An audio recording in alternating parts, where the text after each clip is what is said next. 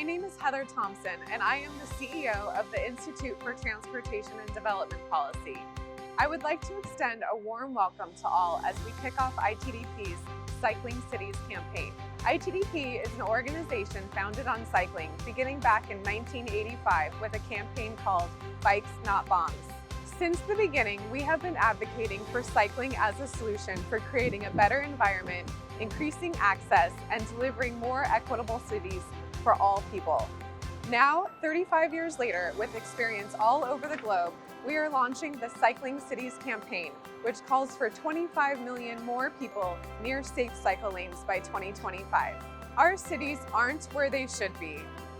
From rising motorization and emissions to more time spent commuting to increasing inequality, the approach prioritizing motor vehicles has created many urban challenges.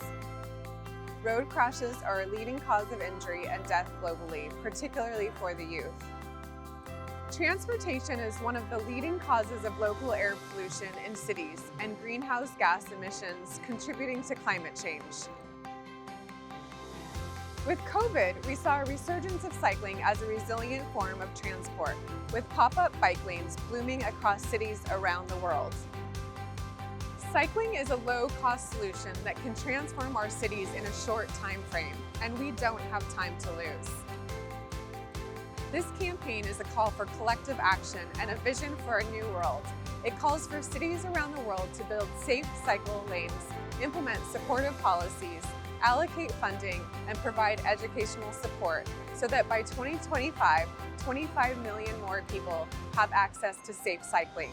Cycling can help create the resilient, equitable, and safe cities of the future, and we look forward to taking this journey with you. For more than 35 years, ITDP has been on the ground in cities, learning about how and why people travel. We know that cycling fills an important gap in our mobility systems. For many cities, trips under 5 kilometers are a great fit for the bicycle. Cycling is flexible, reliable, affordable, and it supports many different types of trips. Cycling is good for people. It makes us healthy, providing us opportunities for physical activity and better mental health, and it lowers our risk for cardiovascular disease. Cycling is good for our planet.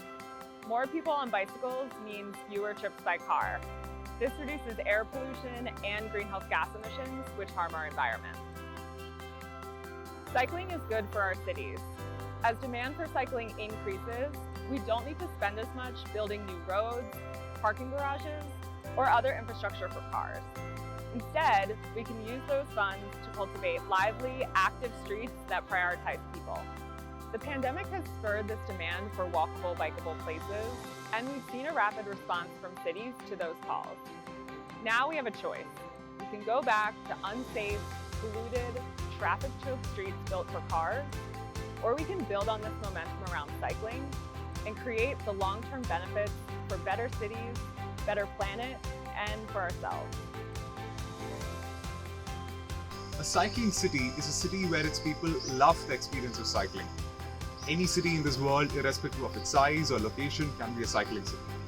It's a city where the caregivers can cycle safely with their children. It's a city where commuters can travel to work on cycles without getting stuck in traffic. It's a city where cyclists can engage and interact with the surroundings. It's a city where school children can cycle safely to their schools and cycle. A cycling city empowers all its people to travel safely and freely across its city. The foundation of a cycling city is a connected and safe cycle network.